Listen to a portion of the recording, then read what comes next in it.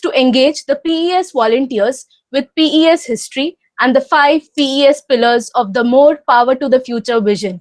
These are advancing global participation, educating the future workforce, industry activity trends, standards, leadership, participating in regulatory initiatives. The Power and Energy PES is one of the oldest and largest societies under the IEEE umbrella. PES provides one of the largest and prestigious forums to share the latest developments in the electric and power industry. And the benefits that they provide are huge. As we will today discuss how our members can contribute to addressing existing and emerging technology challenges. This webinar is counted towards celebrating PES Day 2021. We all know that, and if not, we should know this. Climate change is perhaps one of the largest problems humanity has faced. Our world is changing faster than ever. Being the society that governs the engineering aspect of energy production that has resulted in greenhouse gases and global warming, we must educate everyone on the solutions and technological developments that are happening to slow down this issue. Thus, the theme of the fourth PES Day is Clean Energy Revolution. I anticipate your active participation today. I now request Mehak Narlawar to please introduce today's speaker. Thank you.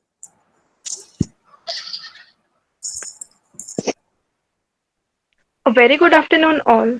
I, Mehak Narlavar, IEEE student volunteer, welcomes you all. I'm here to introduce our guest, Dr. Ravindra Mohral sir. Dr. Mohral sir is professor in electrical department. Sir has teaching experience of 31 years and more. Sir is graduated from Government College of Engineering, Karad, and completed his masters in integrated power system and PhD in renewable energy from VNIT Nagpur. Sir have worked on projects like digital excitation control system, investigation of PQ in wind energy, transient analysis of microgrid under different loading conditions, and many more. Sir has also published around 29 research papers. Some of them are on the topics such as evaluation of generation system reliability indices using RBFNN method, enhancement of fault ride through capability of grid connected wind farm, application of sensors for streetlight automation in industry and energy conservation, comprehensive energy audit of food processing industry, design of PID controller for automation voltage regulator and validation using hardware in the loop technique, and many more. Now, sir, you can begin with the presentation. Okay, a very good afternoon to all of you. Um, just a minute, I will first share my presentation and then I will start my discussion. So is PPT available now? Hello? No, sir, not yet. So it is available now. It is available. Yes, so a very good afternoon to all the participants.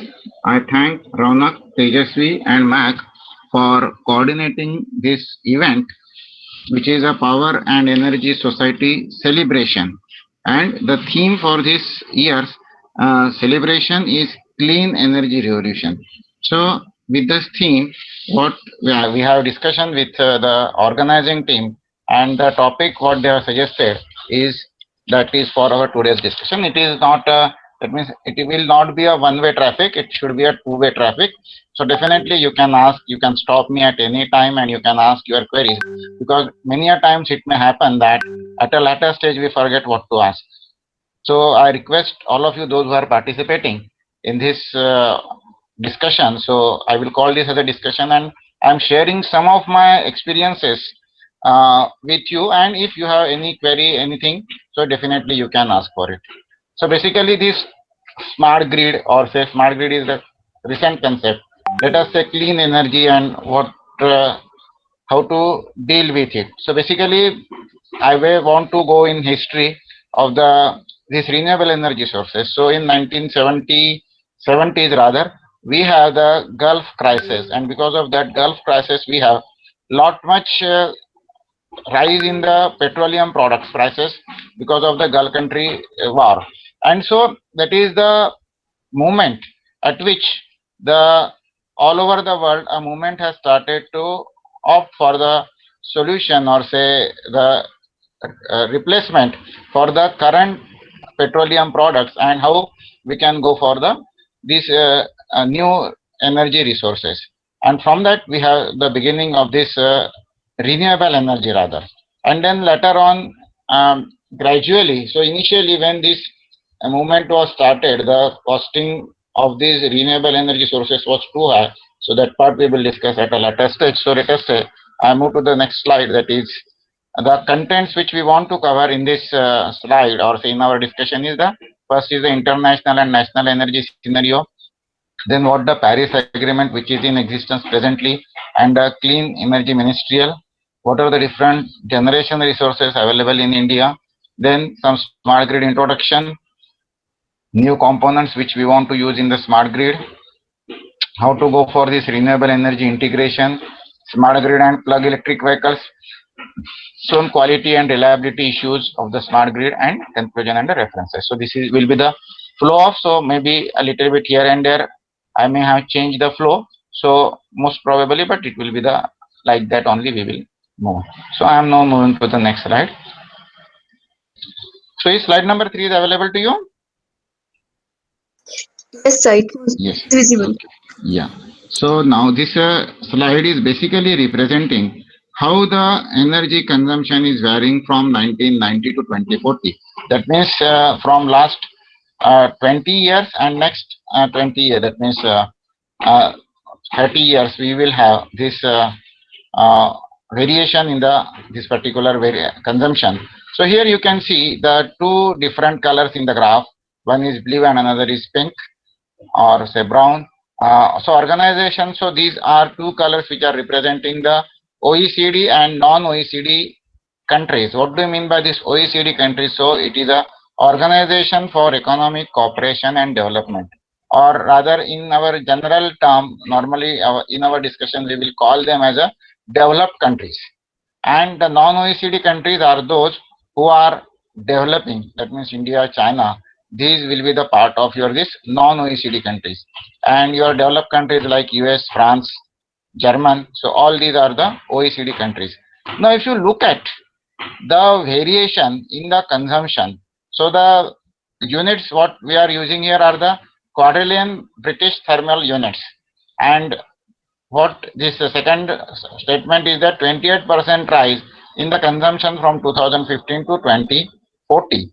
Now see that here, if you look at how much is the rise from 1990 to 2040 in case of the OECD countries. So it is hardly they are rising. If suppose we assume this as 200, it may be around 300, or say 250, or like that will be the rise.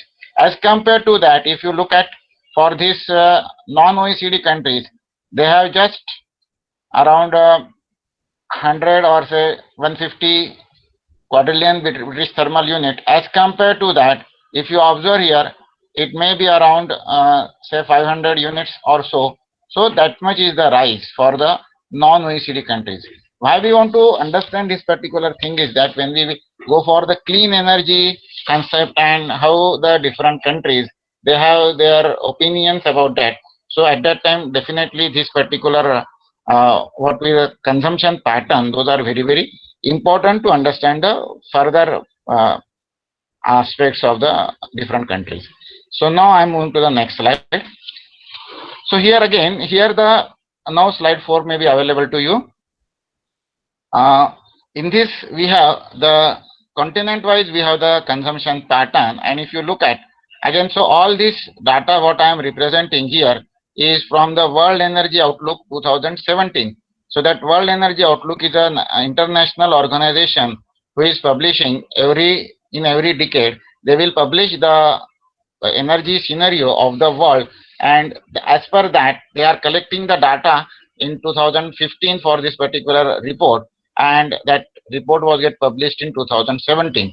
So means benchmark here, if you want to understand, so that benchmark here is 2015, and as compared to that here they are that means from 1990. So these many years data they are using, that means last 25 years data, and on this side also again the 25 years data they are using. So if you look at for this consumption as compared to in 1990, what is the participation of the Asian countries in 1990, and as compared to that, what the percentage participation of the Asian countries. So it will be a large rise in this particular consumption of the Asian countries. As compared to that, European countries, they may have very less. America, they are also a little bit rise definitely is there for America, Africa, Middle East also. Middle East maybe काफी ज़्यादा है, but the major share will be by the Asian countries only. Now we are moving to the next slide. This slide is representing the oil prices. Abhi just now in last 1 month or so, there is a very much hike in the petroleum prices or petrol. 100 के ऊपर चला गया बहुत सी जगह पर. So now what is its role? So this here this particular graphical representation is representing what will happen if the oil price, how it is varying. So basically this oil price, we must understand that what is the purpose of understanding these prices and who are the dictating countries in deciding these oil prices. So these are the organizations of the petroleum exporting countries, that is normally known as OPEC countries. So the initial founder members of that OPEC countries are, that means OPEC are Iran, Iraq, Kuwait, Saudi Arabia and Venezuela. So these are the 5 countries which has begun, and then later on some additional countries, those are also added in this OPEC countries. And so OPEC's expansion wali जो team hai, that team they have around 13 members and they are deciding. Russia is also one of the participating country of this OPEC presently. So now they are deciding on the pricing of the petroleum products. So if they want to export more oil, so it is basically how the profit earning process. So kitna profit chahiye, and if suppose there is a war in between some these countries, then definitely the pricing will be more and like that. So Iran-Iraq war, during that Iran-Iraq war, the pricing is much volatile. Similarly, recently also we have some fights, and because of that again we have the rise in the prices. So here we are comparing, if suppose the oil pricing if is on a lower side, then at 2040 we are expecting that this much only will be the pricing. So it will be less than $50, 50 real, dollars, yes. So we are talking about in dollars per barrel. So it is around $50 per barrel. If with this current reference case, if you move on, so it means gradually the rate at which the oil prices presently rising, if that rises as per the present trend, then it may reach up to 115 dollars per barrel. But if because of the what we can say the fight in between them or something like that, and that means subtraction is less and demand is more, so definitely the high oil prices will be there, and in that case it may reach to 225. So means what, presently we have around 40-45 dollars per barrel from that. So in next 20 years we can say now that it may rise to 225. So basically all these OPEC countries, they are the controlling these petroleum products, and so that's why our former honorable president Dr. APJ Abdul Kalam, he has given a mission, independent energy India. Means what the petroleum products we are borrowing from this, or say importing from these countries, so we should stop for that. And in that regard, from last around say 6-7 years, Government of India, Ministry of Power, they are thinking in that direction, and they have taken lot many steps. So we will discuss what the steps they have taken in our future slides. So now we are moving to the next slide, that is slide number 6.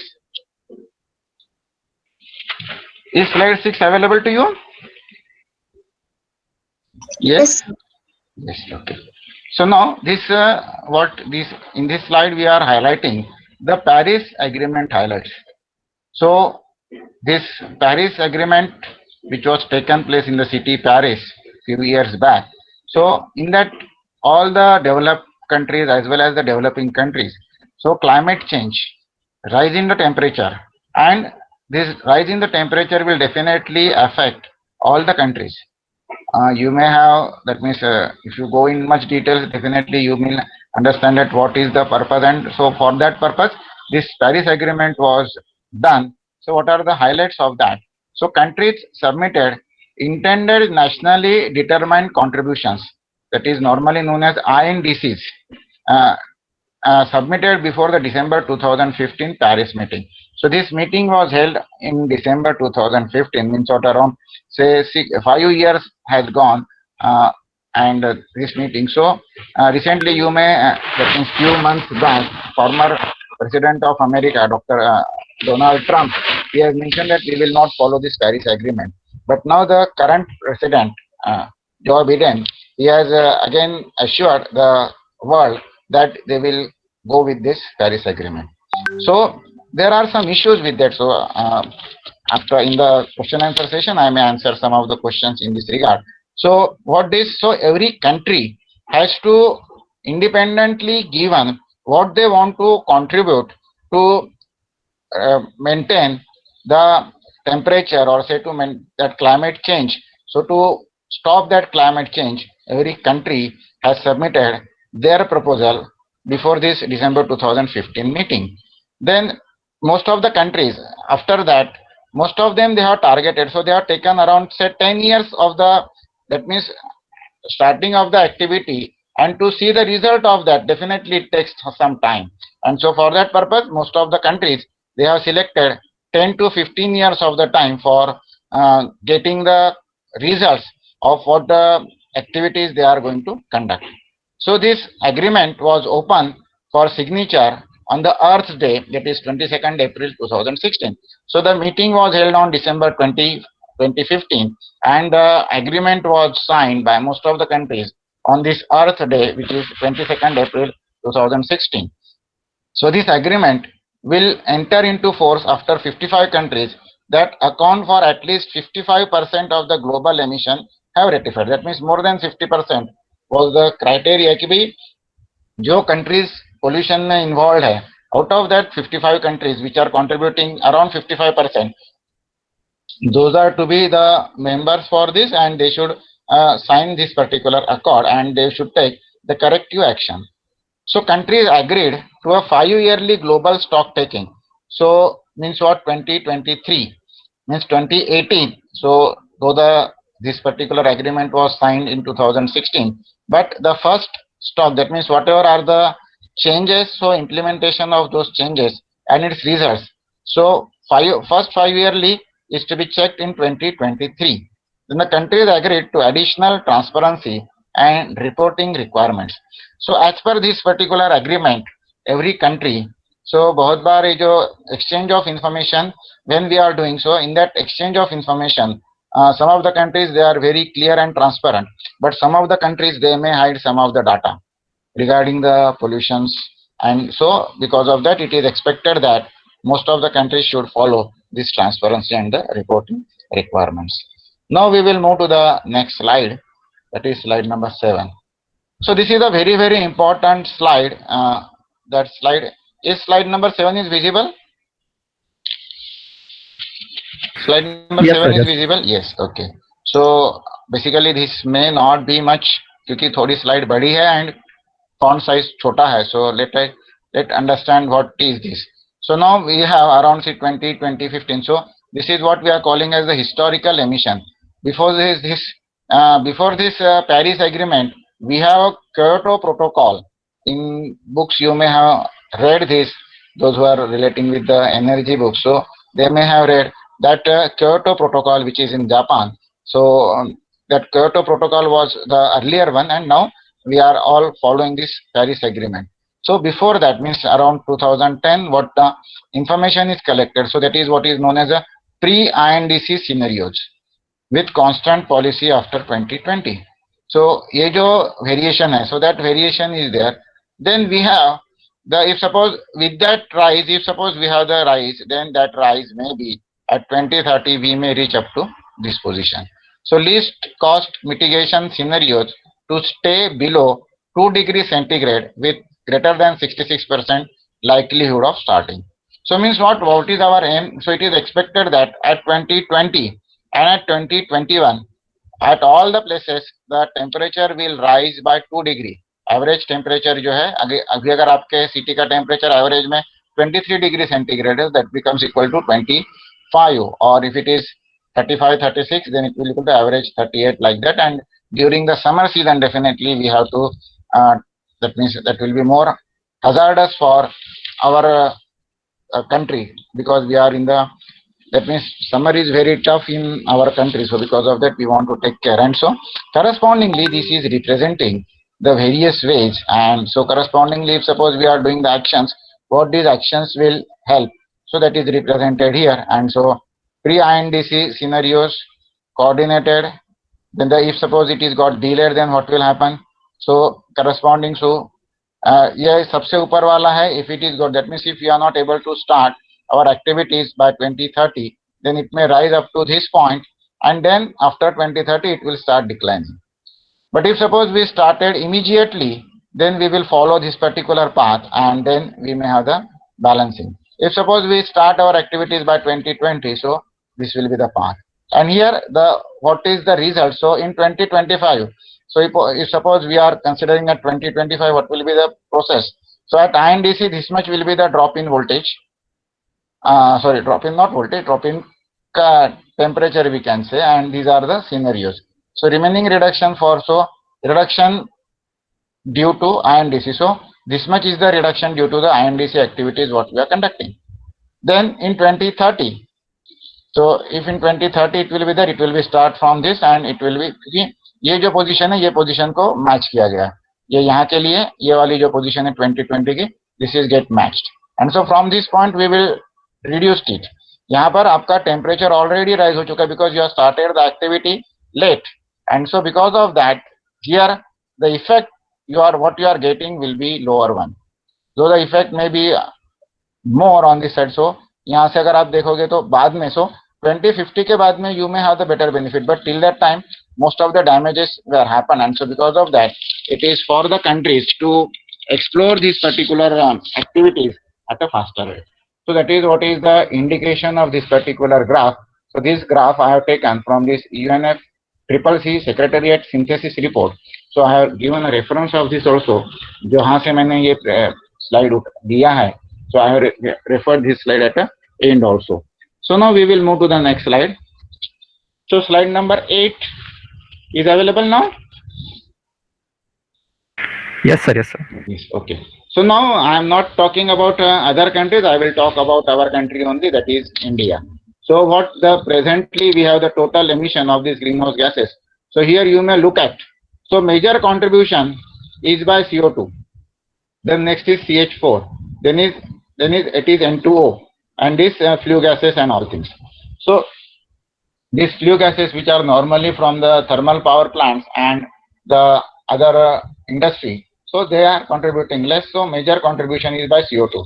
So out of that, this industry wise, yeah, sector wise, if you want to look at, so energy sector, that is thermal power plant, that is contributing more. Then is the industrial sector. Similarly, if you look at here, the agricultural sector, that also your tractors and other the agricultural processes for which we are using normally petrol or diesel, so they are also contributing much in the pollution, and whatever is the waste is there, that waste is mentioned here. So means what, the major, that means what we can say the problematic issues are with the CO2 and CH4, that it is methane. So all both the CO2 and CH4 both are belonging to the burning of the petroleum products, and so because of that, from last 2 years, our central government has introduced the aspects of what we can say the electric vehicles. So we will come for that electric vehicles at the later stage. So now our total emission is 3 gigaton CO2, right? So major provisions. So what the INDC contributions, what the India has mentioned, so they are having a provision to reduce the emissions intensity of GDP by 33 to 35% by 2030 from 2005 level. यानी क्या है कि whatever are the emission patterns we have or emission levels we have in 2005, we will reduce to the by 33 to 35% by 2033. In here, we want to understand that as a developing country, increasing the industrialization, definitely when we look at further, we see that how much is the requirement by the India and how we will go for this. So our that means what the India has mentioned in this INDP that we will have reduce the emission by 33 to 35%. Around 40% cumulative electric power installed capacity from non-fossil fuel resources by 2030. So means what presently we have around 65% of the contribution by thermal power plant. So in next 20 years that may be reduced to 40% or so. So with the help of transfer of technology and low cost international finance, including from Green Climate Fund. So the funding agencies, those are available at the international level, who will fund for the renewable energy resources. So that will be possible. Then India has a separate goal. So it will not be a part of this INDP, but definitely India has a separate goal of 60 gigawatt of the wind and 100 gigawatt of the solar by 2022. Now this is modified to 75 gigawatt and this is remaining the 100 for the solar by 2022. That means next up to next year we are trying to reach to this goal. Definitely it may not be possible to reach, but definitely we will be nearby to that goal. When we see the generation of the different resources, at that time we can again come back to this slide. So they create an additional carbon sink of 2.5 to 3 gigaton of CO2 emission through additional forest and tree cover by 2030. So deforestation जो हुआ इतने सालों में, after that deforestation, now we want to make the forestation, and for that purpose every monsoon period we are going for the cultivation of the tree, different type of trees, which will increase the what we can say the soil structure as well as the water holding capacity of the soil should be increased. So that is our also target by 2033. Then the selected Department of Energy engagement. So Department of Energy is the Ministry of Energy in US. So as per that, with the help of them, what we are doing is that solar resource maps, those will be finalized with the Indian Meteorological Department. Then modeling and regulatory support for energy conservation. So we have the Ministry Energy Conservation is also one of the target, under which we have few years back we have the distribution of the LED to the residential customer. That activity was taken place. So that is also a part of this particular energy conservation scenario. Then one more thing which is now we are supporting is the energy conservation building code, that is known as ECBC. So now the new architectures, yeah, new buildings who want their sanctions, they want to follow this ECBC, that is energy conservation building codes, they want to follow, and correspondingly it is expected that by using this ECBC code, if the architecture take care of this particular activity, the daylight and natural circulation of air, that will reduce the consumption of the electricity in the office buildings as well as in the residential buildings. So automatically the overall consumption may go on reducing. So high ambient temperature HFC free cooling system. So what this coolant what we are using in our cooling system, air conditioner, refrigerator, so that is also to be a proper material or say proper chemical we want to use, so that will be of a high ambient temperature, that is the target. Then the clean energy ministry, that is known as the CEM, so that we will see at a later stage. Now we are moving to the next slide. So what is this clean energy ministerial? So as per that Paris agreement, these different activities which we are going to conduct. So what we want to do on the energy demand front, we want to use the appliances who are consuming less. So earlier the ceiling fans which we are using, they are consuming around 65 watts, but now the Atomberg company who is using or say manufacturing the fans with BLDC motor, they are consuming just 28 watts or so. Your LEDs, they are consuming just 15 watts. Earlier we are using 100 watt incandescent lamp, then 40 plus 15 watt choke, that is around 55 watt fluorescent tube lights. Now we are using LEDs. In the meantime, we have some CFLs also, but CFL have some other issues, and because of that we have stopped. So star rating devices, those are also available. So appliances with the star rating. So all this means what? They will reduce the consumption. Then the building and industry. So as per ECBC code, if you manufacture or say construct the buildings and industry, definitely your consumption will be low. Then the last is the electric vehicles. Shifting from the petroleum vehicles to the electric vehicles, definitely that also will reduce the emission. Then the energy system and integration. So for that purpose, 21st century power, that is 21 CPP. So 21st century means currently what the emission standards we have as per that emission standard. So in most of the generating companies, we are replacing our old generating units by the new one which are more environmental friendly, and so their capacity has increased. Their emission levels, those will be less as compared to the earlier one. Then energy access. So initially we have the country-wise generation only, but now we have few accords with the neighboring countries, and in that case it may be possible that we may exchange our power with the neighboring countries like Bangladesh, Nepal, Bhutan. So with these countries we can exchange the power. Then the smart grids. So this is the topic. So we will discuss that part at a later stage. Then the smart cities. Then from the energy supply side, we have the solar and wind. Then the biogas, biomass, bioenergy, and the small hydropower and large hydropower. So these are the different areas in which this clean energy ministerial they have given. And so if we work on all these different aspects, definitely whatever may be the emission we have, that emission will go on reducing. So now I have changed the slide to slide number 10. Is it available now? Yes, sir. Yes. So it is representing the public-private partnership. So on what different ways we can go for this? So topic is innovative mechanisms and strategies for the investment in the energy efficiency. So definitely for initiating all these activities, government of India or the state government, they don't have the funds. And so because of that, they want to take the help from the private partnership.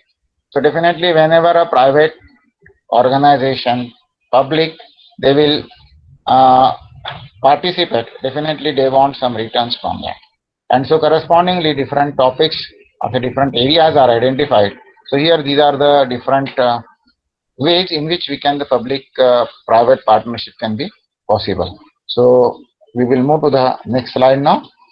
So after considering all these aspects, as all the engineers they are today in our this particular discussion, what I want the innovation ideas or innovation areas where we can work by different, that means electronics people are there, electrical people are there, computer technology people, those are also there. So definitely they can contribute in one or another way for developing these startups innovating ideas.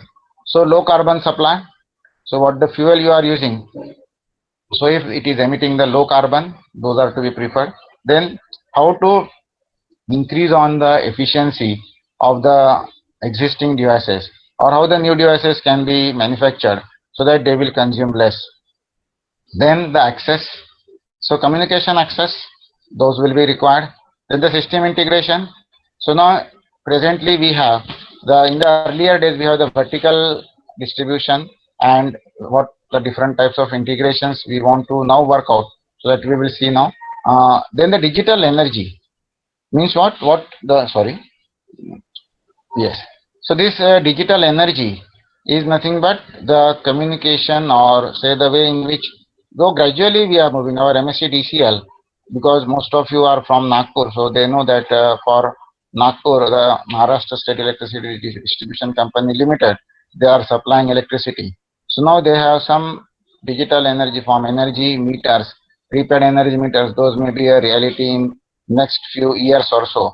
Then financing for the different projects. Then the transportation, public transportation in Nagpur, we have the metro is now active, and so because of that, this transportation. So initially we don't have the good public transport available in Nagpur, but after availability of the metro, now we have the good transportation facilities also available. So these are the different areas in which the different students we can that means concepts can be developed, and these innovative ideas can be put up so that we can use this for the startups. Now we are moving to the next slide. That is slide number 12. So how the different, so what, for what purpose the public will be show the interest, and so that we will see on. So if you look at what is the technological risk, so where the technological risk is high, then that is a what, that is a research part. So in that research part, the public and the industry, they will only contribute. Then while preparing the prototype of the model, then in that case some angel investors, those may be there, some venture capital, those may be there, and in addition to that, industry, government, they will be contributing. Then the pilot projects, if suppose you want to run, then for that purpose the industry and venture capital, they will contribute. Then when it comes for the commercialization, then for that commercialization purpose, the major contribution will be by the private partnership. So commercialization and market entry, in these two areas, we are expecting the participation from the private companies, and where the least where the least contribution, that means least risk is there, at that time banks also may finance to you. So market entry level पर आपका product जब बन जाएगा, so that will give you the least, that means failure of technology is least in this particular case, failure of technology is highest in this particular case. So here definitely the private players, those will not be interested because they don't want to waste their money, and so because of that, this is what is the public funding pattern or your CEM, right? That is Clean Energy Ministerial. So after this, we will now move to the next slide. So there are different solutions for this clean energy. So these are the missions, that is future innovations where we are requiring are the science, research, development and analysis, technological demos we are expecting, and the what we want now, we want the policy, that means government should develop the policies which are friendly for developing all this technology. Then best practices, energy conservation practices can be developed. Then the capacity building, prizes and recognition. So government of Maharashtra and government of India, through their Ministry of Power, they are celebrating the Energy Conservation Day on 18th December every year. So when they are, so in this case, while celebrating this, the different energy intensified uh, energy intensified industries like cement industry, like steel industry, so they have a huge consumption of electrical power, and so for them saving of a 1% or 2% is also of a much higher use, and so corresponding to this, they may have the recognition of the energy conservation methods what they have developed, and it will be shared amongst the other users, and the best activity conducted will may get the prize, and like that. So definitely sharing of the knowledge, that is also the concept while distributing these prizes and the recognition of the corresponding industry. So some of the examples are the smart buildings, IoTs, IT people and the CT people, they may definitely understand Internet of Things and how this Internet of Things can be used for storage, or say the saving of energy, better usage of the electricity, how we can use those, so that can be understood. Then advanced manufacturing, novel technology, new materials to be used, and revolutionary aircraft. So these are the different innovative methods through which we can obtain. Then correspondingly electric vehicles and smart grid. So now these are shown in this particular, so means these are the two things which are developing in the very fast, and in next decade also, that means 2020 to 2033, both these aspects, that means electric vehicles as well as smart grids, they will play a major role for India as well as for the world. So what this clean energy ministerial, they have mentioned about the developing the renewable energy atlas for whole world, then super efficient appliances.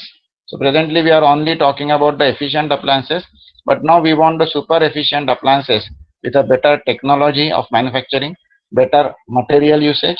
Then ISO ISO 50001, which is mainly related with this energy management.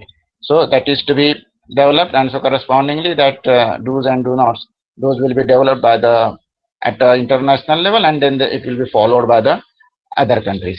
Then distribution of the 10 billion LED bulbs. So LED is a recent innovation, and that is very fast it has developed, and now majority of the customers, they are going for this LED bulbs because they are efficient, they are saving energy, as well as they are safe also. So because of that, the people, they are preferring to use them. So then participation in the CEM initiative. So this is the list of the different activities to be conducted, and here if you look at, we are, for India, if you look at, it is the first appliances, that means energy efficient devices, usage of that. For that, we are the leaders. Then secondly, for the electric vehicles, we are the participants. So gradually, presently in India, we have very few companies who are manufacturing their electric vehicles. But in next 5 to 10 years, we may have majority of the participation from the manufacturers. They will manufacture their own products in India only. Then the energy management system. So presently we have some projects, those are going on where we are saving on the energy. Then 21st century power, for that also we are the leaders, and for that purpose we are using now, or say installing 800 megawatt thermal power plants, which are better in the emission norms. That means with better emission norms and very less emission. So because of that, definitely that will be helpful. Then the smart grids, then the solar and the wind usage, and a clean energy policy for the uh, industry and so on. So these are the activities where India has accepted its participation in this Paris Accord. Right? So this is what about the Paris Accord. So anybody having any doubt? अभी तक के जो presentation में किसी को कुछ doubt होगा सो पूछ सकते हो. Anybody having a doubt, so that we can move to the next part? But currently we are not having any questions. Okay, so we will continue then. So I am moving to the next slide, that is slide number 17. So extract from the World Energy Outlook, that is the initially what we have studied. So in that again, so that same energy, World Energy Outlook, what it is saying about the India, again I am representing only India here because it is a, that means vast report, and so I had selected only the matter which is related with India. So energy efficiency is given a due importance. जब भी थोड़ी देर पहले हम लोगों ने discuss किया energy conservation and building code as we are discusses. Then the performance achieve and trade test, that is selected energy intensive industries, as what we are discussed about the cement and steel industry. Then the Indian government transport ministry, they have developed the Bharat emission standards, that is BES, for the vehicles. And now all the manufacturers who are manufacturing the vehicles in India, they want to follow this BES or Bharat emission standards for their vehicles. So EVs must go hand in hand with the decarbonizing the power sector. And the lastly is the India's light emitting diode initiative, which contributed to the unlocking large improvements in the energy efficiency significantly fast. So this is a comment by the World Energy Outlook on the initiatives taken by India, which is got published in 2015. So now we are moving to the next slide, that is slide number 17. So now see that here we are representing the scenario of renewable energy sources. Overall installed capacity of the generation, and what it is representing is the first is the thermal. Thermal में coal का contribution है 2,01,000, which is corresponding to 53,000. Then gas 6.6%, lignite 1.7. Overall contribution of the thermal is now 61.50. On second number, we have renewable energy, which is 24.50, means almost 25%. That means 1/4 of the generation is now from renewable, and the remaining 12.20 will be from hydro and nuclear will be just 1.80. There are lot many issues of the environment with the nuclear, and so because of that, though the nuclear from the beginning of the independence we have the nuclear power plant, but we have not developed more than 7,000 megawatt in the nuclear because of the people opposition and all things. So overall presently we have 3,79,130 megawatt of the generation capacity installed as per the Ministry of Power, which has published its data on 14th March 2021. So means what latestly we have this particular figures. So now we will move to the next slide now. Yeah. So this is representing the sector-wise renewable energy. Now see the difference that the on the earlier slide we have the data available up to 31st March 2021, but Ministry of New and Renewable, so they have published their annual report of last year 2019-20.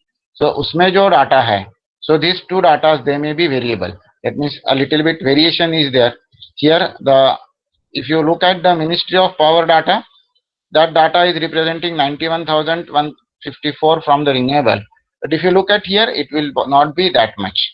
So this difference is because of the year of publication. So please understand that, and these are the authenticated data by this different ministry on their websites. And recently I have downloaded them. So those are the recent values. So here you can look at in the renewable energy resources, we have the major contribution is by the wind and the second contribution is by the solar. So these two are the major contributor. Small hydro on say the biopower. So definitely this biopower is also having 9,861 megawatt. But this 9861 megawatt, it may be most of the cases locally it is generating the power and distributing it. As compared to that, both this wind and solar power, those are in the isolation as well as in the grid connected mode. So both these solar and wind resources, those are used at that place. Now we are moving to the next slide, that is slide number 20. So these are the some of the highlights which are mentioned on the MNRE website itself. So that what they are mentioning, so highlights, it is increased in the last 5.5 years from around 2.6 gigawatt to more than 34 gigawatt. Means what? Almost more than 10 times in last 5.5 years. That is the rise in the solar capacity. It is because of the reduction in the costing of the solar panels. So whenever I have started my working for this solar, at that time in 1997 or so, at that time the costing of this solar panel is 500 rupees per watt. As compared to that, presently we have 40 rupees per watt is the costing of the solar panel. So 1/10 will be the cost nowadays, and so because of that, when it comes for the economy, definitely reduction in the prices, those will be helpful, and it is a large manufacturing and the availability of the panels. So those are the two things. Then we have largest renewable energy expansion program of 175 gigawatt till 2022.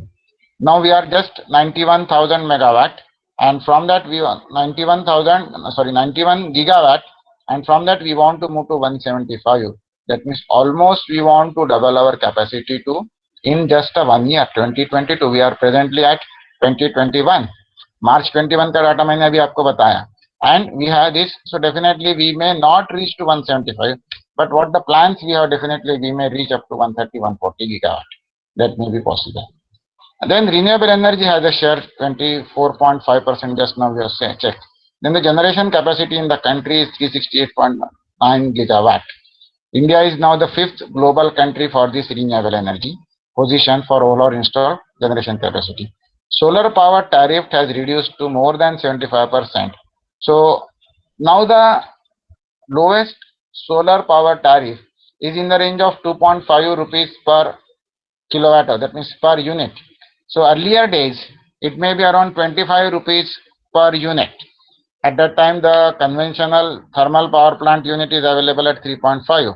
Now, the things are reversed. Thermal power plant is costing you around 4 rupees plus, and your thermal solar power is costing you around 2.4 rupees per unit. So that is the difference. And so because of that, at a very fast rate now, the people will move from the conventional to the renewable energy sources. So now this is a roadmap. That is what I have told you. By 2022 we have 175. So out of that 100 is from solar, 60 is from wind, 10 from small hydro, and 5 from biomass. So that way we want to move on. So next thing is what the application of this renewable energy in the smart cities. So we know that we have identified, that means our Ministry of Power and the at central level, smart city work is going on, and some of the cities, those are identified as a smart cities. So here what this smart city will be developed, or how they will be developed. So solar power generation in cities and offsite, solar water heaters for hot water, solar PV rooftop system, solar street lighting, and so on. So you can go through this slide so that you can understand that. So this is basically the last one, net zero energy building. So this is what this ECBC code we have just now earlier seen. So that the purpose of that ECBC code is that the target is to make the net zero energy building. So in this case, what we will do, we will have the energy resource available at our building. That is, you may have the solar power plant, the plants where we have the good wind speed. At that time, at that place, we may connect the wind power plants also. But in most of the India, we may have the rooftop solar system, and those may be used. Some hybrid system we may go with solar wind or solar DG. So all these things, those will be helpful in developing the cities. So this purpose of this smart city with the renewable energy is that the city consumption mainly will be through the renewable energy sources, and there will be a less burden on the conventional energy sources. So now we will move to the slide number 23. So anybody having any doubt till this slide? Shall we move further? किसी को कुछ पूछना है यहाँ तक? Hello. Sir, we can continue, sir. Okay. Now, after looking at this wind energy scenario, now we want to see that why, that means initially why there was a reluctance to accept these renewable energy sources, and now people, they are moving for this renewable energy sources. So for that purpose, what the help we want to take from our electronics, computer experts is in communication, in transferring the data, which are the prime parameters. So for that purpose, when we look at for this wind as a resource, so then for that wind resource, we are using this first device, which is known as an anemometer. So this anemometer, this with the wind, these will rotate, and when this rotate, a sensor is connected to that, and from that sensor, so through this cable, the data can be transferred to the at a lower level. So this wind, this is connected at a wind mast, which may be at a 10 meter to 150 meter की अलग अलग height पर ये लगाया जाता है. In the initial days it was at 10 meters, then 30, then 50, 80, 100, 120, and now we are measuring the wind speed at a height of 150 meters. So wind speed is one criteria. The another is the wind direction. So both are important. For generating the power from the wind energy resource, we have both the speed as well as the direction. So this is the another device which we are using for measuring the wind direction, that is known as a wind vane. So ये जो vane है, so as per the direction this will move, and correspondingly we will have the measurement. So ये भी data जो है हमारा वो central, that means computing center पर चला जाता है, and on the basis of this wind mass, where we have these two devices, wind anemometer and wind vane, we will get the wind speed and the wind direction. Then on the basis of this information, so this information is collected at a interval of 10 seconds. Then it will be clubbed for 10 minutes, and every 10 minutes data will be then passed on to the computers. And considering that 10 minutes data, so in every hour we may have 6 such data available, and on the basis of data the averaging will be done, and for a month then we are calculating, sorry, so and then correspondingly we will plot, sorry, now 23 slide number is available. Yes, sir. 23rd slide. Yeah. So here we are representing the direction. So this is east, east east north, east north, north northeast, north north northwest, northwest, north west west, west, like that are the directions are marked. And accordingly, if you look at what is the meaning of this particular slide, yeah, so ये जो circle है, it means what? Here this is for 5, this is 10, means this is for 2.5. So in the north direction for a month, so these are plot on the monthly basis. And here if you want to understand this particular graph, so here we can understand that along the north direction the wind will blow with a speed of 2.5 meters per second. Then the highest wind speed will be available around south southwest with this, that is in between 13 to 14 meters per second, that will be the speed. So correspondingly we may have to rotate our this wind generators. So normally wind generators of two types, that is one is known as horizontal axis wind turbine and the vertical axis wind turbine.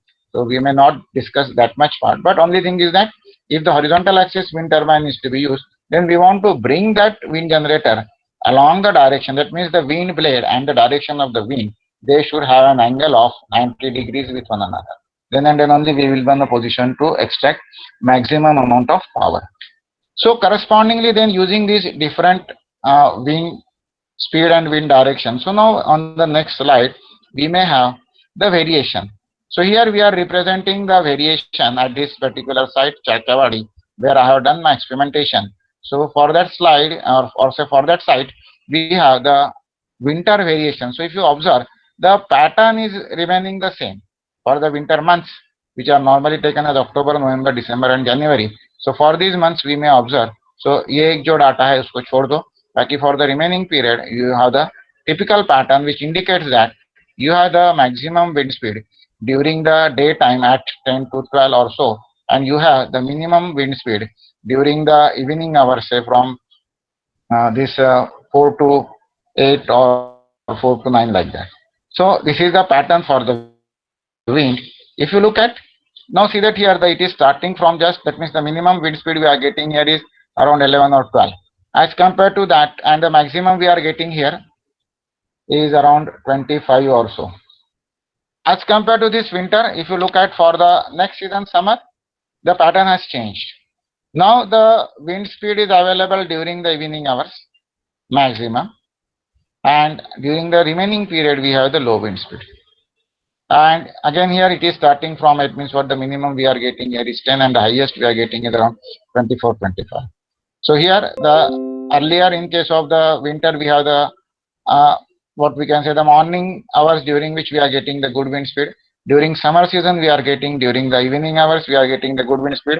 And as compared to that, when we look at for the rainy season, so for the rainy season throughout the day you are getting the good wind speed. And this, if you look at, except for this September, if you look at for these three different months, June, July and August, your average wind speed is more than 25 or so. So 25, 30, 35, these are the speed, and that is throughout the day you are getting the wind speed. During the rainy season where the winds are blowing, monsoon is there, and so because of that, so because of this, so this variation during the different seasons, during the different time of the day, and because of that what is happening is that we are getting the variation in the wind power generated by our wind resource. So now this particular slide number 27 is available to you now.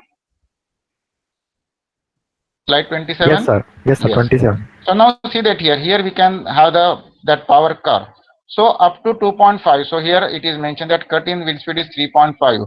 So up to 0 to 3.5 इतनी अगर wind speed है आपके पास, so you will not be able to generate the power. But as soon as your wind speed crosses this 3.5 meters per second, then gradually the power curve start rising and it will reach to its maximum value, or say the rated capacity of. So this is again I have plotted it for the actual BHEL Nordex 250 kilowatt wind generator for the site Vijaydurg and Chakewadi. So it is 250 at the speed which is known as at a rated wind speed 15 meters per second. So means for 3.5 meters per second, or say from 0 meters per second to 15 meters per second, the angle between the wind and the blade is 90 degree. After this 15 meters per second, When the further increase in the wind speed, what we are doing is that we are changing the blade angle from 90 towards the 0, and so that some of the wind will not touch to the wind blade, and because of that, this what we want, we want the constant power generation from the wind generator. And at 25 meters per second, we will stop our generator. So from this, here it is, the angle is 90 degree between the wind and the blade, and here the angle is 0 degree. So totally wind will be get bypassed, it will not touch the blade, and because of that the power generation will be equal to 0. So this is the what is we are calling as a power curve. So that power curve will be decided by, so 0, यहाँ से 0 to 3.5 it will be 0. Then from this 3.5 to 15, it will follow this particular path, that is AV square plus BV, where V is the velocity and ABC are the constant which are decided by this cut in, cut out and rated wind speed. And from 15 to 25 you will have the constant wind speed, and above 25 again you will have 0 wind speed, because we are not allowing our generator to generate the power. So now further we will move now. So those are the measurements, measuring instruments for the wind. Now here we are using the measuring devices for the solar. So these are the two devices. This is known as pyrheliometer, which is used for beam radiation. So whenever we calculate or say solar radiation, it has two aspects. That is, one is known as a beam or direct radiation. Another is known as the diverse or say diffuse radiation, right? So that way we can use for diffuse radiation. So here this is another. So pyrheliometer will be used for the beam radiation. Solar PV system, those are using only the beam radiation, but solar water heating system, they are using both, that means total or so the global radiation is used, that means beam as well as diffuse radiation. So because of that only, during the rainy season, when the clouds are there, the scattered radiations are there, but still the power, that means the your solar water heater will give you the hot water. As compared to that, during the cloudy weather, your solar PV system, they will not give the much output. So the second instrument what we are using is known as a pyranometer for the global or total radiation. So this is another instrument. So here a strip is placed at this place, and when the sun is moving from east to west, it will move like this, and correspondingly, depending on the intensity of the light, the on that strip you will have the darken spots. So spot जितना dark रहेगा उतनी उसकी intensity ज़्यादा रहेगी, and on the basis of that we are measuring this global radiation or total radiation of the system. Similarly, this is also used, similar type of instrument, ये directly measurement कर सकता है, या क्लाउड कवर अगर आपको check करना है तो उसके लिए यहीं पर हम लोग एक स्ट्रिप लगाएंगे, जैसे मैंने अभी बताया कि ईस्ट टू वेस्ट वो मूव होगा, जहां clouds आएंगे at that time you will have that darkness will be low. That means otherwise if the intensity is more, definitely the darkness will be more. If intensity is less, darkness will be less. Like that you will have these two instruments. So again, this particular information also at a particular site is to be used for predicting the solar power. So now we will move further to the slide number 29. So here we are representing how the variation is represented on the clear day and on the cloudy day. So here you can see that how much is the magnitude. So I am not represented the magnitude on this side, but definitely you can observe here that the global radiation is on a much higher side as compared to diffuse. So the global minus diffuse will give you the beam radiation. As compared to that, on the cloudy day you will see that the global radiation is not much as compared to diffuse. That means इसके percentage में अगर आप देखोगे, इसके साथ compare जब करते हो, you will get that the global radiation, because diffuse plus beam is equal to global. So means what, this much is only the beam radiation available. As compared to that, here this much amount of beam radiation is available. So definitely the power generated on the clear day will be much higher as compared to what the power we will have on the cloudy day. So this is the variation, and so because of that, the meteorological department information is very, very crucial when we want to use these renewable energy sources for the generation. So here for the different months we have represented the power generation. So if you look at here, say from 9 a.m. to around 5 p.m. or so we are getting the power, After definitely during the summer season, it may enlarge up to 7 o'clock or so, or on this side. So that way it is okay. But majority of the period, if you look at, for majority of the seasons and for majority of the clear days on different months, you have from 9 a.m. to 5 p.m. you are getting a good power generation, and during the noon period you have the maximum output from the solar energy. So this is again a actual data collected for one of the centers where we have 2 megawatt solar generation system is installed.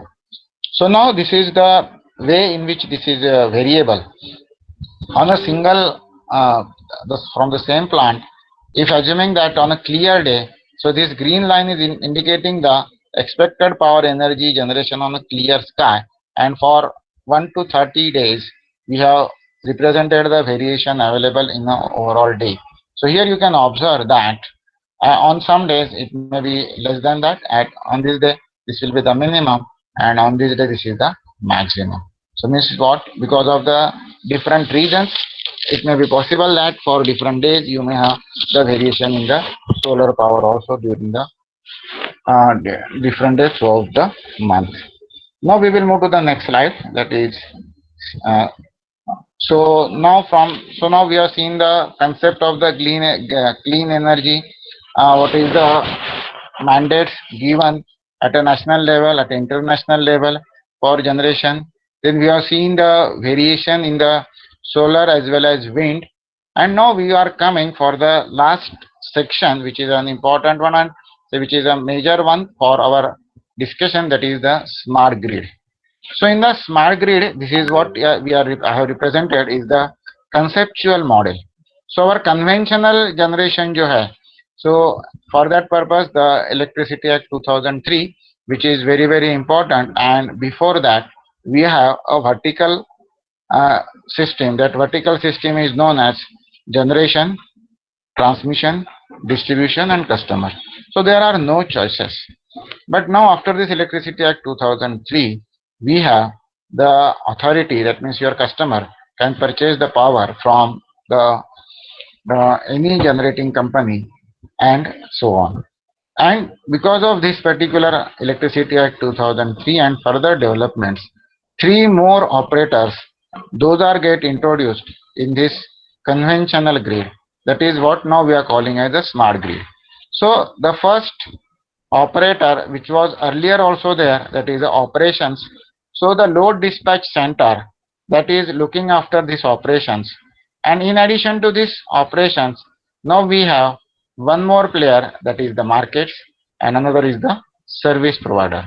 So now the present, or say the smart grid, will have 7 components in place of 4, and these will play a role. So the role of this market is that to check on the cost of the electricity generated. Then this operation has a that means work to control the power generation and power demand. Basically, we have the concept that our power generation, that means when we say it is corresponding to that what we have the equation, that is PG, power generated, must be equal to power demand plus losses. Less, because presently also we don't have the solution for storing the energy, and so because of that we want to satisfy this PG is equal to PD plus losses, what we are calling as a equal criteria. That means generation and load must be equal. So these are to be taken care. So this particular concept, or say these operations, will take care of that. Then this service provider, which will be mainly communicating with this customer, and he will communicate with the customer about the pricing of the electricity, load shedding and all other things. Then now the operations, it will communicate with bulk generation, transmission, distribution, customer, etc. Then this market also will uh, communicate with the different that means uh, generation, that means 4 different categories of the this generation. Now we will move to the next slide, that is so presently we have few projects which are going on as a smart grid projects in India, so Ministry of Power, and so the different targets. So Panipat we have one, Chandigarh we have one, Himachal Pradesh we have one, then Manesar, then West Bengal we have one, Agartala, Guwahati, Mysore and Pondicherry. So these are and Naroda in Gujarat. Presently in Maharashtra, MP, Chhattisgarh, we don't have any projects for the smart grid, but definitely after getting a success. So every smart grid project, so it is also not used for a whole city. When we talk about this Panipat, so it is for a certain area of that Panipat we are trying to apply, and so different concepts those are used. Somewhere it is a smart meter, somewhere it is a monitoring of the parameters and the things. So it will be depending on for which project and how much. So these projects those have certain targets, and they have the that much type of a network is got developed. So now we will move to the next slide. That is, so definition of the smart grid. So a smart grid delivers electricity from supplier to consumer using digital technology to save energy, reduce cost, and increase reliability. So this is the basic purpose of using the smart grid. That what we want to do, we want to supply. क्योंकि कोई भी customer जो रहता है उसको सस्ती electricity, अच्छी electricity और रिलायबल इलेक्ट्रिसिटी लगती है. So for that purpose, every customer want the reduction in the costing, increase in the reliability, and better technology, or say better quality. So these are the expectations of every customer. And so all the since competition में आपको अगर टीकना है, so definitely you want to satisfy the customer. And so for that purpose, abundant electricity at affordable rates, clean, efficient, and reliable electric power anytime, anywhere, providing a way of addressing the energy independence and the global warming issues. So definitely what in the conventional grid, why the smart grid? Because in this smart grid we are using two additional techniques. जैसे मैंने अभी पिछले slide में हम लोगों ने देखा कि market and service provider, these are the additional entities.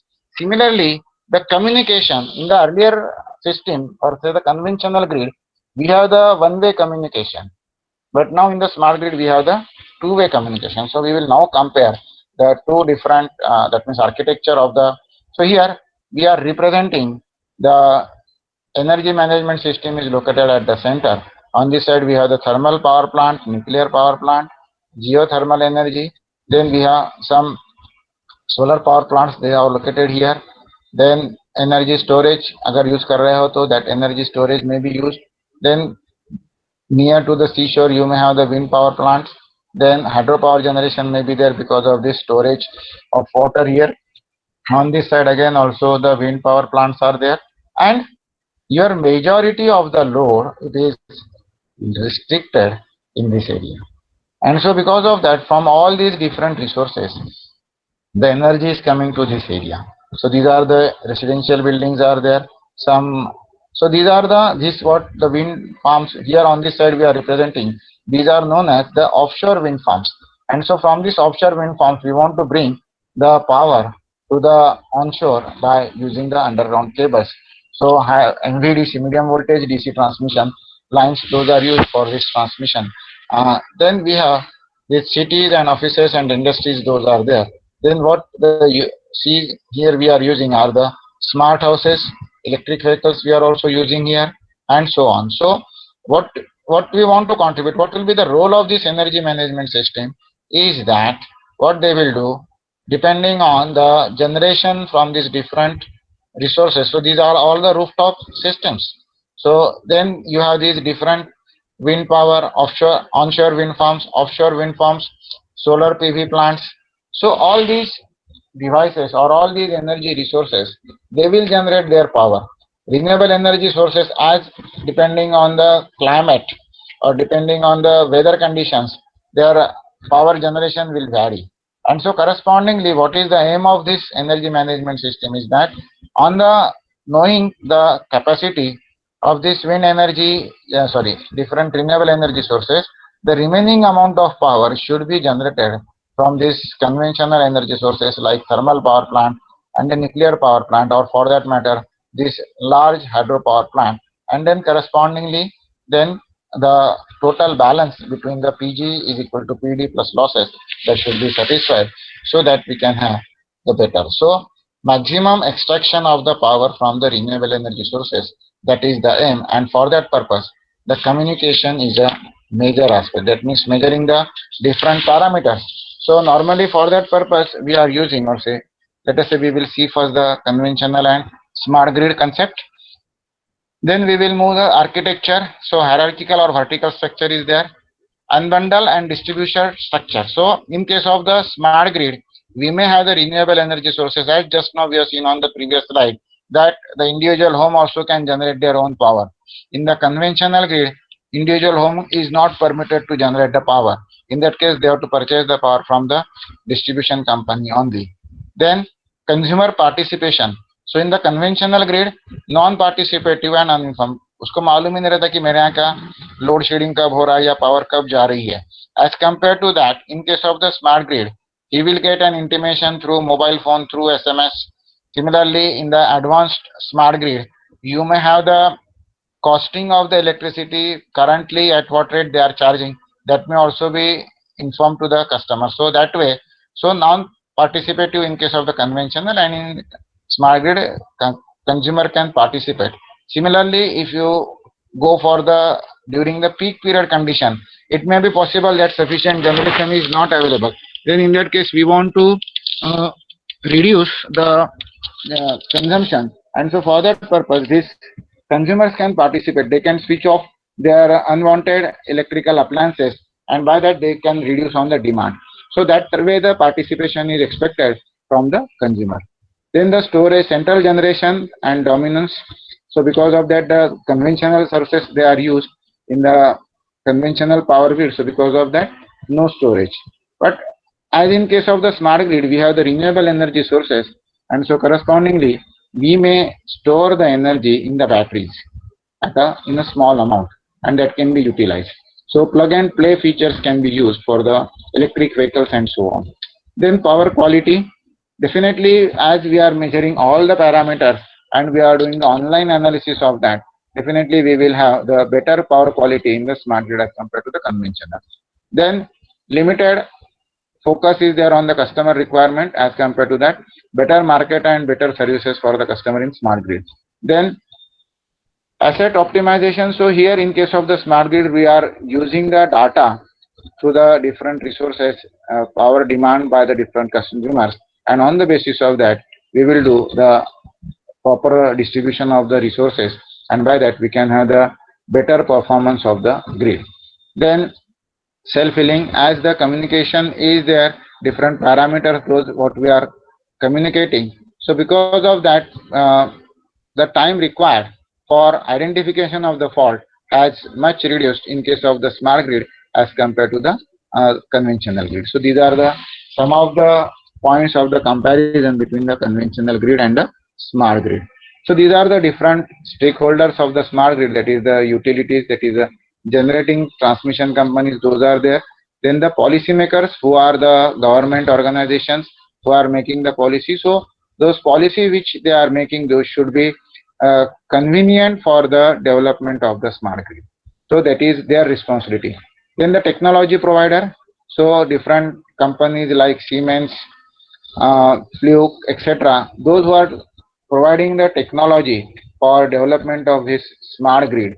So definitely how they are performing, how the communication protocols are there, how the communication devices those are used. On the basis of that, this technology, so standards, how they are using and like that. So all these things will be done by this technology provider.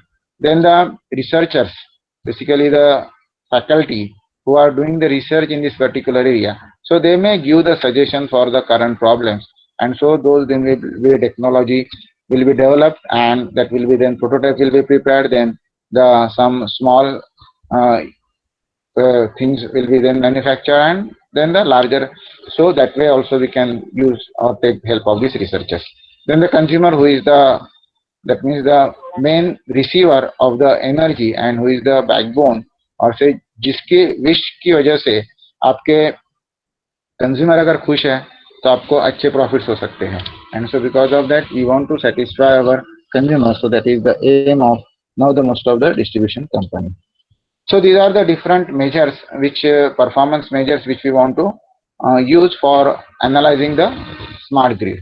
So first we want to assess the grid health in the real time. Means what?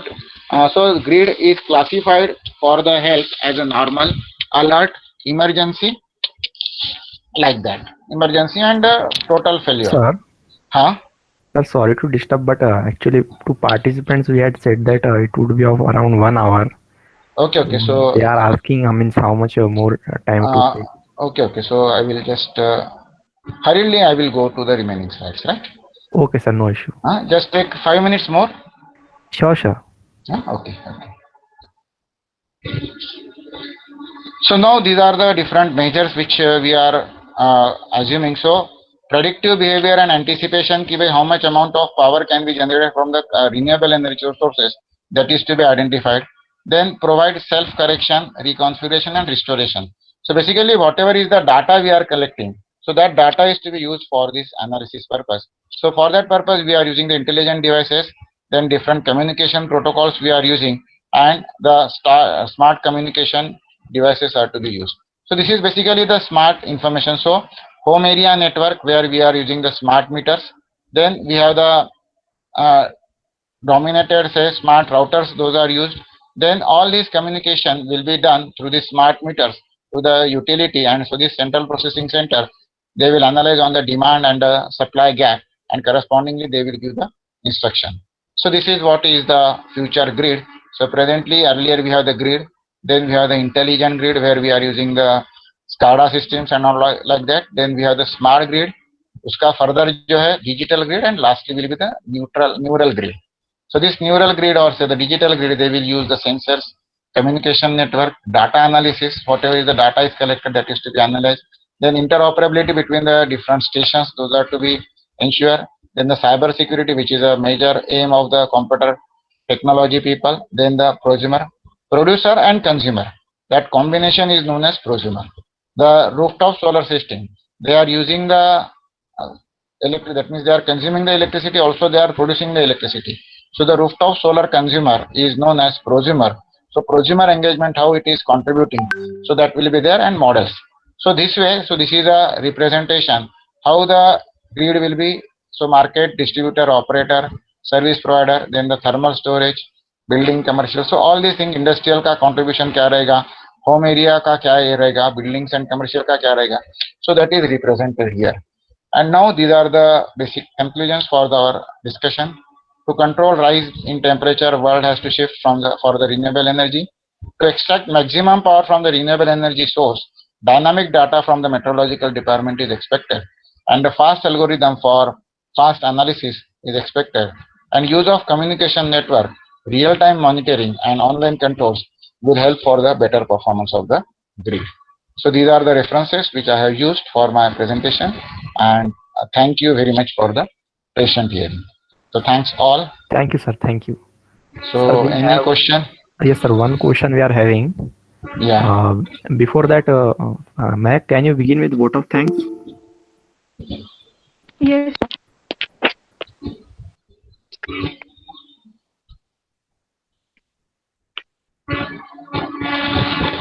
Thank you so much, sir, for your titillating and informative session. Our students will definitely try to implement this knowledge in their future endeavors. I would like to thank our guest, Dr. Ravindra Moharil, sir, for visiting and enlightening us with their knowledge. Today's webinar was titillating and very informative. It gave deep insights into the topic and also taught us new things. I'm sure the precious knowledge Sir gave us will definitely help us in our studies and future. Thank you everyone for attending this informative session. I hope it was useful for you. Thank you, ma'am.